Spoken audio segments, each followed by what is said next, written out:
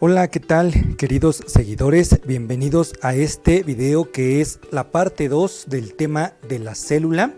En el video anterior nos quedamos explicando esta imagen de la generación espontánea y de la teoría celular, así que continuemos con la siguiente parte de nuestra información.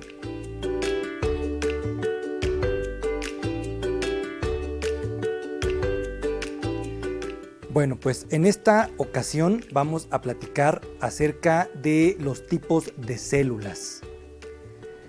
De manera general vamos a encontrar en las bibliografías que tenemos dos tipos de células, las procariontas y eucariontas.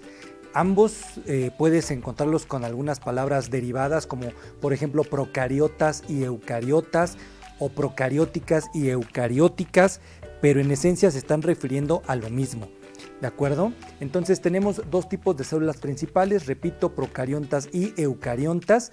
Las eucariontas a su vez se dividen en células animales y células vegetales, como puedes observar en el mapa que te estoy presentando.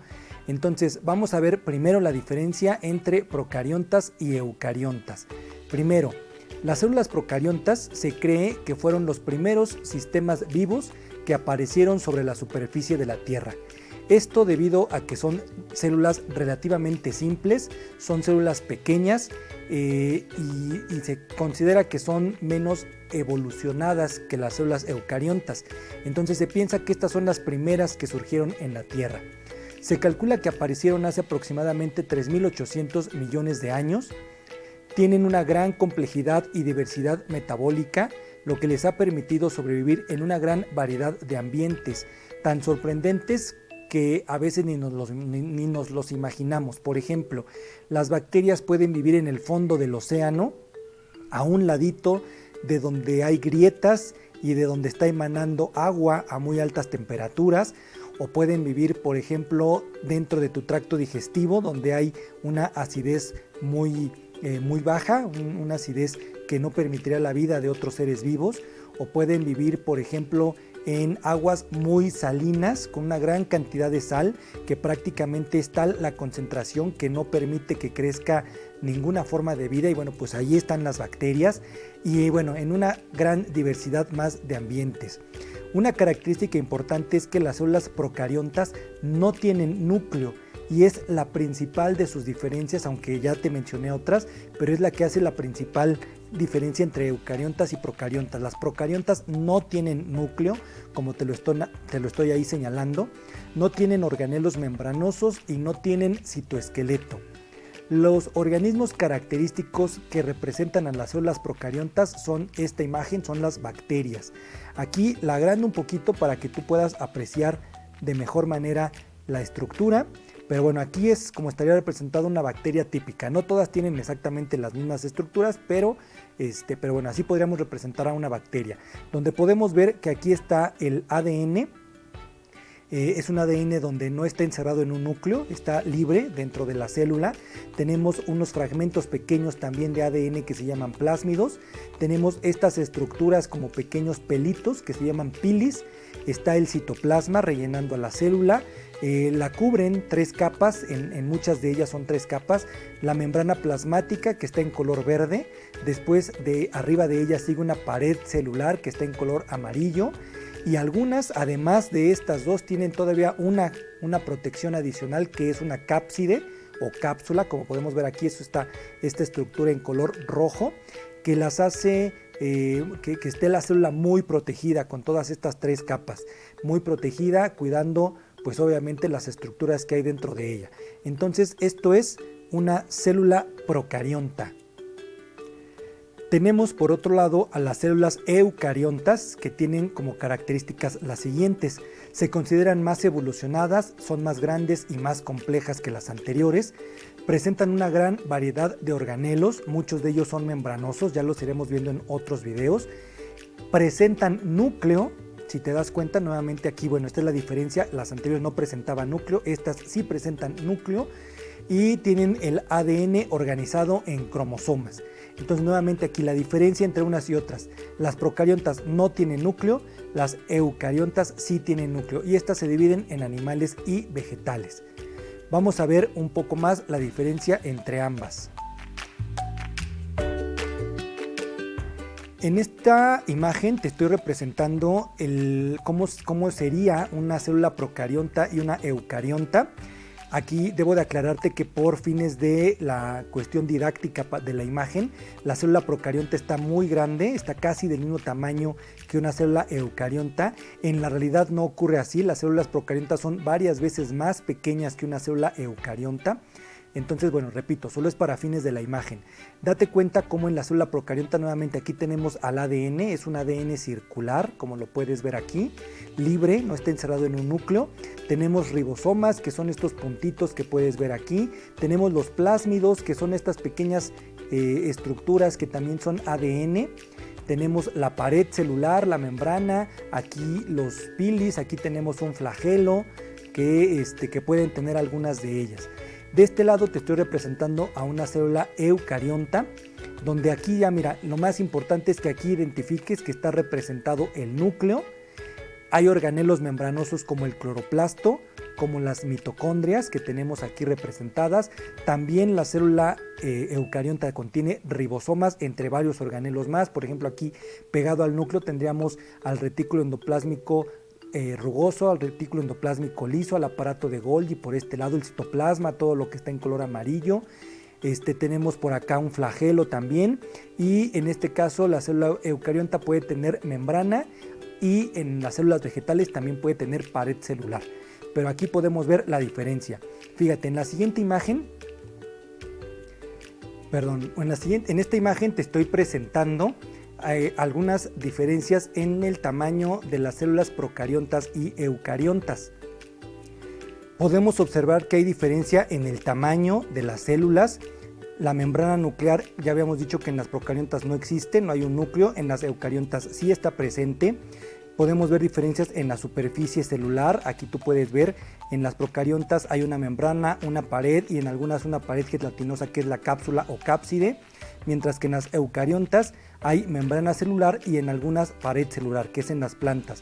La división celular es distinta en ambas células, organelos solamente ribosomas, y acá tenemos en las eucariontas una gran diversidad de organelos que ya estaremos analizando en próximos videos. El ADN es un solo cromosoma circular sin proteínas, mientras que en la eucarionta son cromosomas formados por proteínas como estructura y ADN. El metabolismo energético es también distinto. En las procariontas hay enzimas oxidativas unidas a la membrana plasmática, y en las eucariontas hay enzimas oxidativas integradas a las mitocondrias. Entonces, no solamente la diferencia es en la estructura, sino también en el metabolismo, de las células. ¿De acuerdo? Entonces, en la siguiente imagen te voy a mostrar las diferencias ahora entre la célula animal y la vegetal. Ambas son eucariontas, recuerda, esto significa que tienen núcleo. Aquí podemos ver esta pelotita de color entre rosa y violeta, es el núcleo, que lo podemos ver en la célula animal y que también lo podemos observar en la célula vegetal. ¿Qué diferencias hay entonces entre ellas? La presencia de algunos organelos, por ejemplo, ¿cuáles? Los cloroplastos, estas estructuras en color verde que estoy señalando en este momento, son estructuras que solamente tiene la célula vegetal. No vamos a encontrar cloroplastos en las células animales. Otra estructura importante es la pared celular. Solamente las células vegetales tienen pared celular, las células animales no tienen pared, solo tienen membrana. Otra estructura también es la vacuola central. Esta vacuola, muy importante para las células vegetales, ya que es un depósito de agua, es una estructura que almacena agua. Entonces esta estructura no la vamos a ver tampoco en células animales, y acá sí. A diferencia, por ejemplo, en las células animales vamos a encontrar vacuolas, que no es lo mismo que vacuola central. En general, más bien esto que está nombrado como vacuolas, en las animales generalmente se llama más bien como vesículas.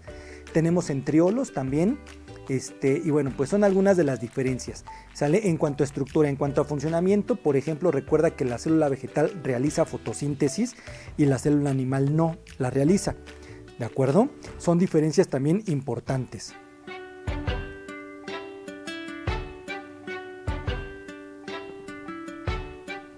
Ahora, ¿cómo se piensa que fueron evolucionando las células para convertirse de células procariontas a células eucariontas, es decir, de células que son relativamente simples, que tienen muy poca cantidad de organelos, y cómo se convirtieron en células más grandes y con una diversidad de organelos mayor, una cantidad de organelos mayor que les permite realizar otro tipo de funciones.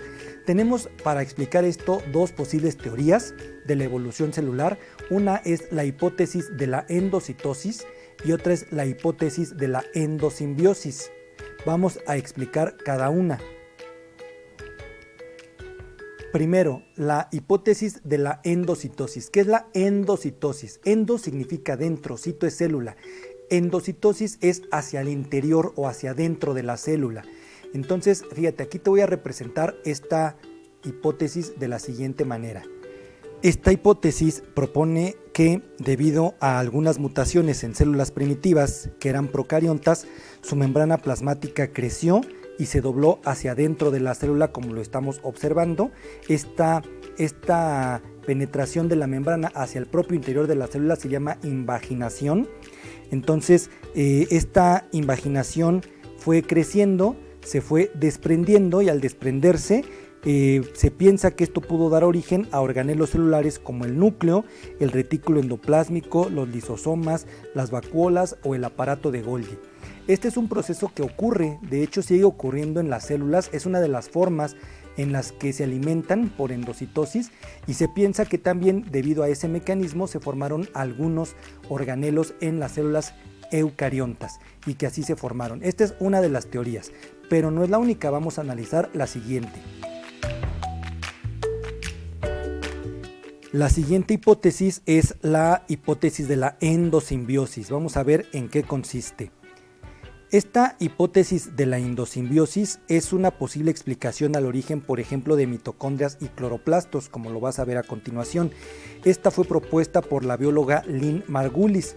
La hipótesis postula el hecho de que una célula procarionta más pequeña, capaz de realizar fotosíntesis, se metió en una célula más grande y, en lugar de ser digerida, logró sobrevivir y complementarse junto con la célula más grande hasta evolucionar después de muchas generaciones en una mitocondria y en un cloroplasto.